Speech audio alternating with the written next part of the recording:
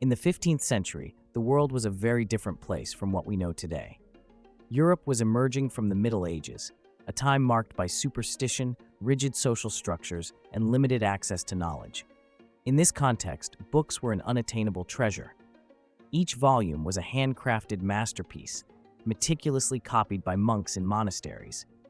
The creation of a single manuscript could take years, and its price was so high that only churches, nobles, and the wealthiest universities could afford one. Knowledge, quite literally, was locked away. But in a small German town called Mainz, one man had a vision that would change everything. Johannes Gutenberg, the son of a middle-class merchant, was born around the year 1400. He grew up in a household where craftsmanship and precision were highly valued, which allowed him to learn early on the art of working with metals and engraving. But Gutenberg was not just a craftsman. He had a restless mind and a desire to transform the world. At that time, Gutenberg made a living as a goldsmith, creating objects of great value and intricate detail. But his observations went beyond jewelry and engravings. He noticed how merchants used seals to mark their goods, and how local winemakers used presses to extract juice from grapes. These seemingly unrelated ideas began to merge in his mind. What if words could be reproduced as easily as a barrel of wine was sealed? This thought was the seed of the printing press. However, Gutenberg was not the only one with revolutionary ideas. In China and Korea, rudimentary printing techniques using carved wooden blocks had already been developed. However, these techniques were limited and had not spread to Europe. Gutenberg was determined to surpass them by creating a more efficient and adaptable system. The first challenge he faced was the letters. If each page had to be engraved as a single piece, the task would remain slow and costly. Then he had an epiphany. Instead of engraving entire pages, why not create individual letters that could be reused and rearranged? Thus, movable type was born, small metal blocks representing letters, numbers, and symbols.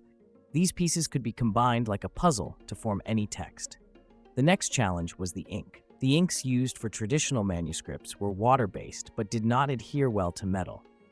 Gutenberg developed a special, thick oil-based ink that transferred perfectly to paper or parchment, creating a clean and durable finish.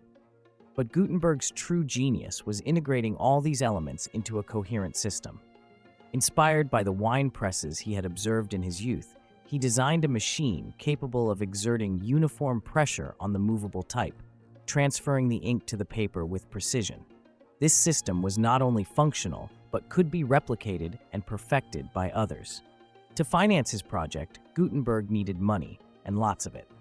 In 1448, he found a partner in Johann Fust, a financier who provided him with the necessary resources in exchange for a share of the profits. With this backing, Gutenberg established his workshop and began working on his masterpiece, the Bible. But it was not just any Bible. Gutenberg wanted to create a book that rivaled the beauty and perfection of the illuminated manuscripts monks had produced for centuries. The process was monumental. Gutenberg and his team spent days aligning the movable type, adjusting the inks, and calibrating the press. Each page was a challenge, each print a victory. After years of work, in 1455, the Gutenberg Bible was born, a book with 42 lines per page that, in many ways, was indistinguishable from a traditional manuscript. But there was one crucial difference. Gutenberg could produce dozens of copies in the time it took a monk to make just one. Although the Bible was a technical and artistic success, the relationship between Gutenberg and Fust quickly deteriorated. Fust, eager to recover his investment, sued him, claiming that Gutenberg had squandered the money. In a devastating blow, Gutenberg lost control of his workshop and his inventions. Fust, along with an apprentice named Peter Schoeffer, continued producing books using Gutenberg's technology, while the original inventor was left nearly destitute. However, the printing press had already taken root. Within decades, printing workshops spread across Europe.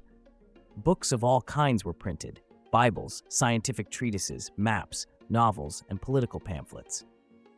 The printing press democratized knowledge, reducing the cost of books and allowing ideas to spread like never before. It was a key tool in such monumental events as the Protestant Reformation, the Renaissance, and the Scientific Revolution. Johannes Gutenberg died in 1468, forgotten by many of his contemporaries. But his legacy endures. Less than a century after his death, millions of books were circulating throughout Europe, transforming how humans shared ideas and learned about the world. Today, his invention is considered one of the greatest achievements in history, comparable to the discovery of fire or the invention of the wheel. Gutenberg did not just create a machine, he gave the world a tool to think, to dream, and to progress.